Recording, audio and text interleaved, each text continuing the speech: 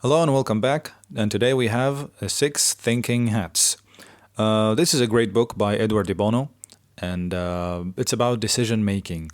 Decision making and problem solving are one of the most important skills in today's world, especially decision making and hesitancy, because many people have something known as analysis paralysis, in which you have many information on the things that you want to do, but you do nothing because of thinking so much. Like, what if this happened and what if that? And I have to have all the evidence and so on.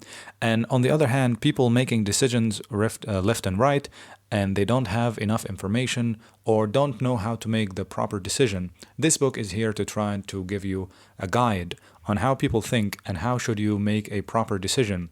And it guides you through a simple idea in which your brain functions through six methods or six hats.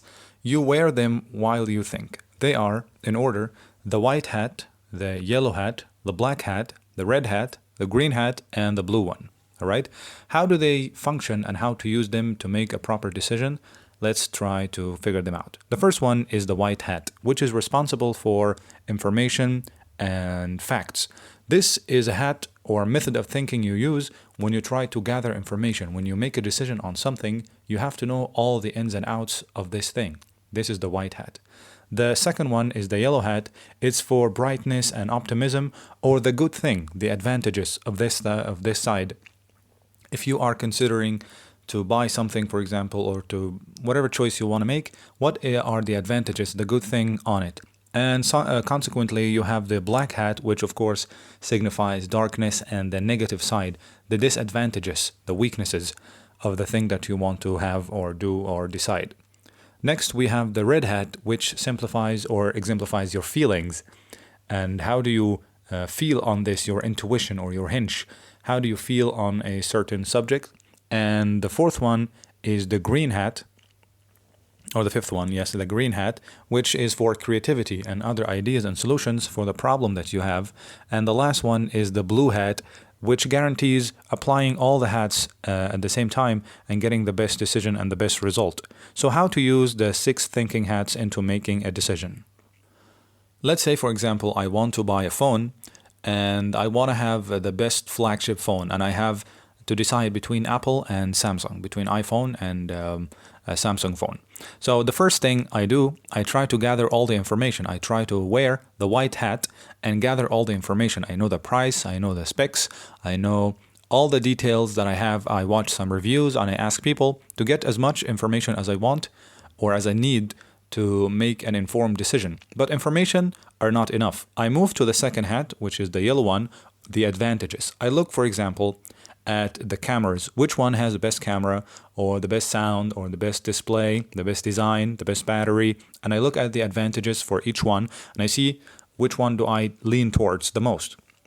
Then I move to the black hat, which are the disadvantages. Which one lacks, for example, wireless charging or lacks protection, lacks something that I need. I look at disadvantages and what people say on it and if it's going to affect my decision or not. Then I move to the red hat, which is the feelings. How do I feel about this phone? Do I feel like it's pretty good? Do I like how it looks? Do I imagine myself having it? And so on. Then I apply the green hat, which is for creativity. What can I do to have the best use of this phone? Can I add more money and have a better deal? Can I reduce the price and have another phone and I buy some other accessories to have a better package? What can I do? And the blue hat, the last one, to apply all decisions and all the hats in making a proper decision. So another example.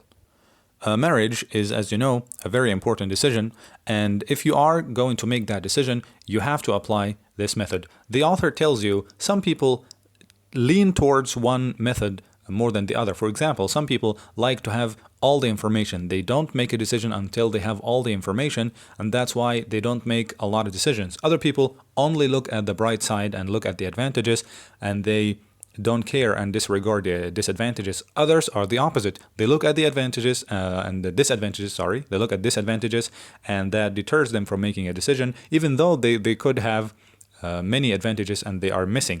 Other people look only at their feelings. How do they feel about this? If they like it, they follow their feelings and intuition. And this is not a proper decision making relying on one method or one hat. You should make a decision based on all the hats. You should have all the information. Look at the bright side, look at the dark side, look at how you feel, and try to do something creative. If you want to decide for marriage, for example, you try first to have all the information on your partner to know what do they like, what do they hate, how do they deal with people, what are their personalities, their principles, and so on. Then you look at their advantages. What are the things that you like about them, the things that you lean towards and you admire. Also, you look at the disadvantages. What are the things that you don't like about them, the things that you cannot tolerate, you cannot live with.